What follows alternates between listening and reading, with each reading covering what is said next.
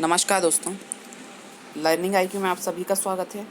आज मैं आपके लिए लेकर आया हूँ इंश्योरेंस अवेयरनेस का पार्ट नंबर 9, जिसमें आज हम बात करेंगे एक छोटे टॉपिक की।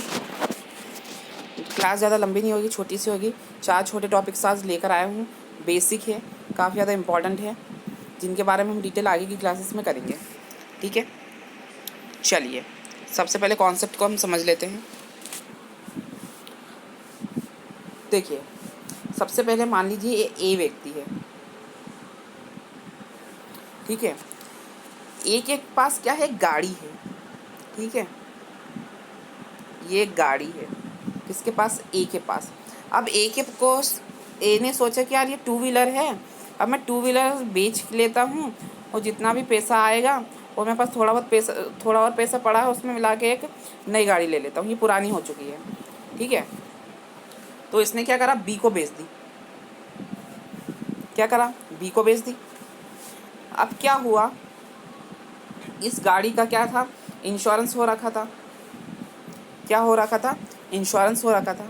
अब ये जो इंश्योरेंस कॉन्ट्रैक्ट है, ठीक है, इंश्योरेंस पॉलिसी, इंश्योरेंस कॉन्ट्रैक्ट ही बोलते हैं इसको।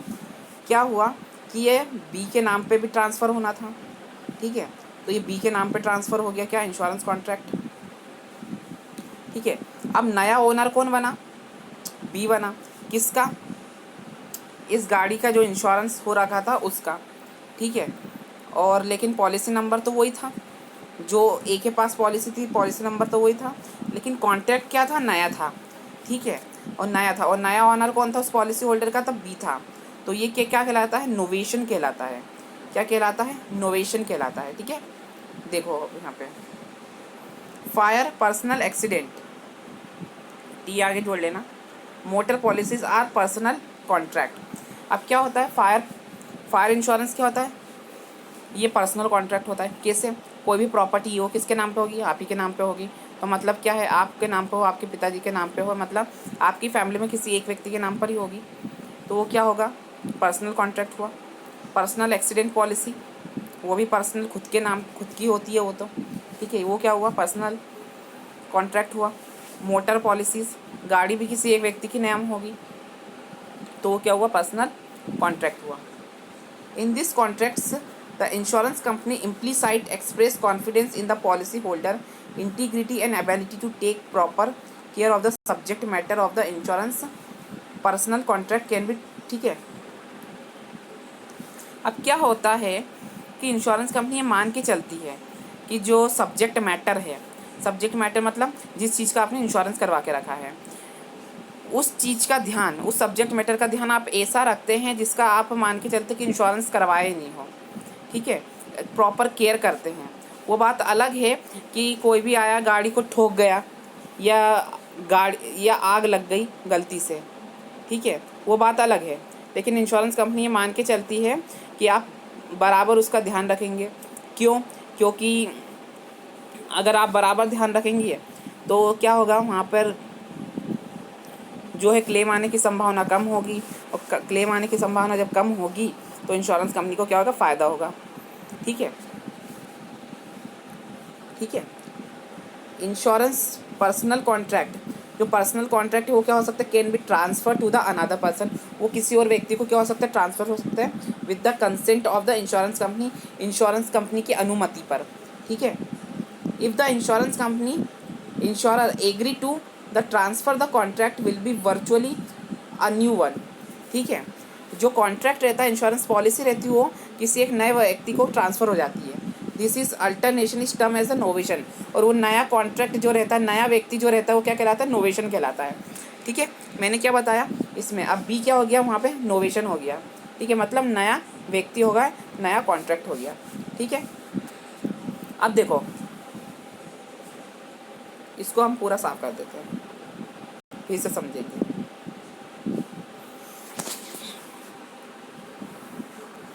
अब क्या हुआ होता है,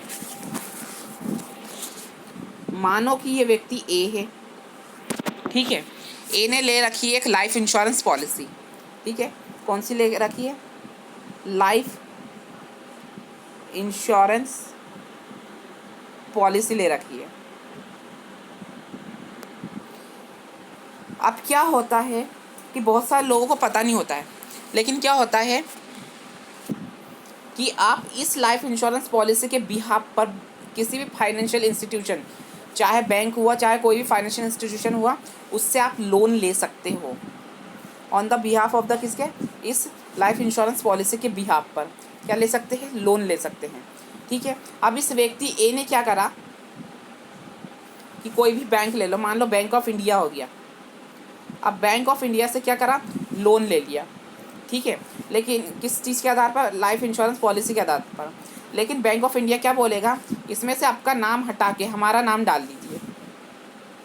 ठीक है, अब ए को क्या करना है, ए ने तो लोन ले लिया किससे, बीओआई से। अब बीओआई को क्या करना पड़ेगा, अब ये जो ए है बैंक ऑफ इंडिया को क्या करेगा, किस्त नहीं भरेगा, वो लाइफ इंश्योरेंस कंपनी को भरेगा।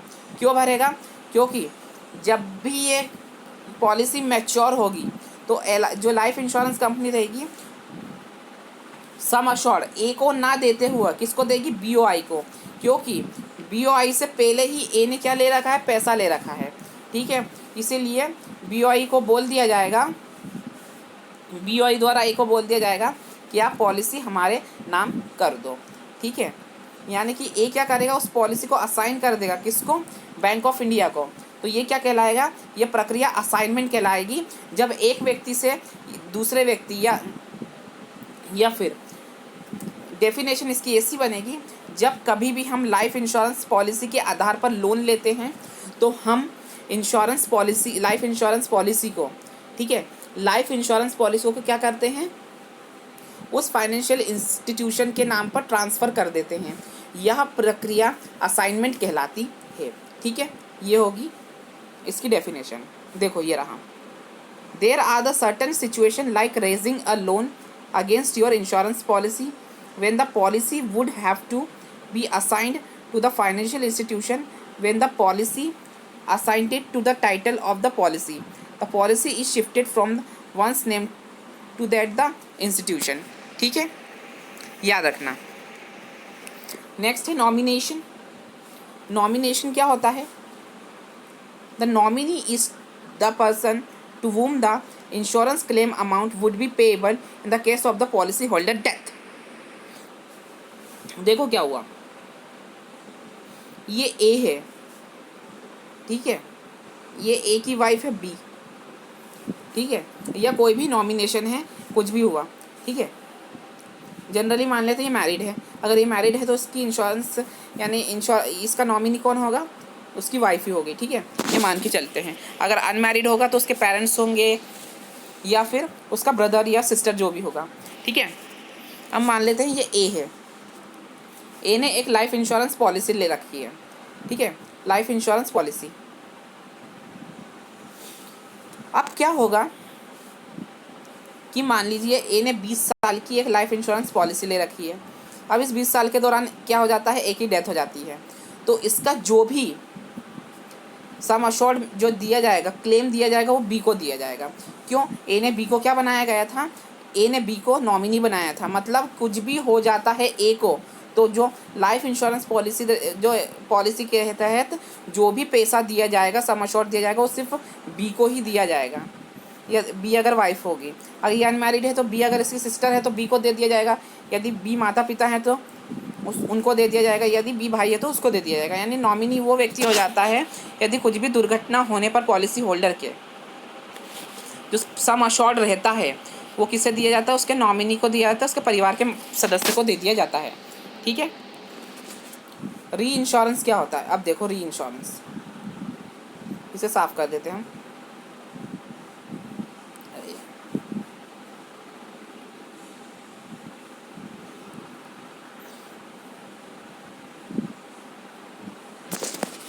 ठीक है, अब देखो क्या हुआ, ये 4 इंश्योरेंस कंपनी हैं। ठीक है, 4-5 जो भी मानना है आपको, मान लो कौन कौन सी है। एक मान लो NISCL हो गई। ठीक है, NISCL हो गई, एडलवाइस हो गई, एक बजाज आलियांज ले लो, ठीक है, और ले लो एक ओरिएंटल इंश्योरेंस। ठीक है, अब क्या होता है कि मान लो इन सभी इंश्योरेंस कंपनियों के पास बहुत सारे लोग आते हैं हेल्थ इंश्योरेंस करवाने के लिए। हेल्थ इंश्योरेंस का उदाहरण ले लो, सबसे अच्छा उदाहरण आज की तारीख का। ठीक है, NICL के पास भी आते हैं, ठीक है, एडलवाइस के पास भी आते हैं, बजाज आलियांज के पास भी आते हैं, और ओरिएंटल के पास भी आते हैं। सारी जनरल इंश्योरेंस कंपनी है, मान के चलो। अब क्या होता है कि जो क्लेम होता है वो तो प्रोबेबिलिटी के आधार पर होता है कि इतना हमें देना ही पड़ेगा। ठीक है, मान लो कभी क्या होता है, यहाँ पे 10 लोगों ने इंश्योरेंस करवाया, सब जगह 10-10 लोगों ने करवाया। ठीक है, मान के चलो कि क्लेम एक है ना 2 या 3 को देना होगा, NICL को भी, एडलवाइस को भी 2 या 3 को देना होगा, इन सबको 2 या 3 को देना होगा। लेकिन देखो आज की सिचुएशन कैसी, कोरोना के कारण क्या हुआ है कि बहुत सारे लोगों को इंश्योरेंस की ज़रूरत पड़ रही है, और इंश्योरेंस जो है कोरोना का भी कवर किया जा रहा है। अब क्या हो रहा है, इससे सीधे सीधे क्या हो रहा है, इंश्योरेंस कंपनियों को घाटा हो रहा है, लेकिन उसे मना भी नहीं किया जा सकता क्योंकि हेल्थ का मामला है। ठीक है, अब क्या होता है, कभी मान लो कि इन हेल्थ इंश्योरेंस कंपनियों के पास अनुमान से ज़्यादा आ गया क्लेम। क्या आ गया, अनुमान से ज़्यादा आ गया क्लेम। जितना फ़ायदा नहीं हो रहा था उससे ज़्यादा नुकसान हो बैठा। ठीक है, इस नुकसान से बचने के लिए क्या कर देते हैं, इस इंश्योरेंस का, जो लोगों ने इंश्योरेंस करवाया है, इसका भी एक इंश्योरेंस कर देते हैं, यानी इंश्योरेंस ऑफ इंश्योरेंस कर देते हैं। किसके पास करते हैं, GIC के पास, जिसका भी हाल ही में आप पेपर दोगे। GIC री के पास भारत में एकमात्र कंपनी है जो री इंश्योरेंस करती है, इंश्योरेंस ऑफ इंश्योरेंस। अब मान लो ये बोल रहा है कि 10 रुपये हैं, 10 में से आप 2 रुपये ले लेना। ठीक है, 10 लोग आए, 1-1 रुपया दिया, तो 10 में से बोल दिया कि आप 2 रुपये ले लेना, कोई दिक्कत नहीं है। अगर हमारे पास ज़्यादा क्लेम आता है तो आप क्या करोगे, आप हमें क्या करोगे, क्लेम सेटल करोगे। कौन बोलती है, ये सारी कंपनियां बोलती है। तो इंश्योरेंस ऑफ इंश्योरेंस क्या कहलाता है, री इंश्योरेंस कहलाता है। देखो, insured company have insurable interest in the subject matter. अब एक कॉन्ट्रैक्ट बना है इंश्योरेंस कंपनी के साथ भी, मतलब क्या हुआ, वहाँ पे इंश्योरेबल इंटरेस्ट हुआ, लीगल रिलेशनशिप हुई। That they have insured, they can in use this again with the other insurance company which is called री इंश्योरेंस। इसका इस्तेमाल कैसे कर सकते हो, किसी और इंश्योरेंस कंपनी के लिए री इंश्योरेंस के लिए कर सकते हैं, क्योंकि पॉलिसी होल्डर और इंश्योरेंस कंपनी के बीच में क्या हुआ, लीगल रिलेशनशिप बना, क्योंकि एक कॉन्ट्रैक्ट बना। अब इस कॉन्ट्रैक्ट का भी वो उन्होंने इंश्योरेंस कर दिया कि अगर ज़्यादा क्लेम आता है तो कौन कर देगा, सेटलमेंट कर देगी री इंश्योरेंस कंपनी, जिससे हम घाटे से बच जाएं। ठीक है, तो दोस्तों बस इतना ही आएगा एग्ज़ाम में, क्वेश्चन ऐसे ही आएगा, insurance of insurance is called, insurance of insurance क्या कहा जाता है, तो बस इतना याद रखना, री इंश्योरेंस कहा जाता है। ठीक है, तो दोस्तों ये था आज का सेशन जिसमें हमने बात करी 4 टर्मिनोलॉजीज़ की। कौन कौन सी टर्मिनोलॉजीज़ थी, नोवेशन हुआ, असाइनमेंट हुआ, नॉमिनेशन हुआ और री इंश्योरेंस हुआ। उम्मीद है वीडियो पसंद आया होगा। अगर वीडियो पसंद आया तो लर्निंग आइकन को सब्सक्राइब करें, वीडियो को लाइक करें, अपने मित्रों के साथ शेयर करें। Thank you very much.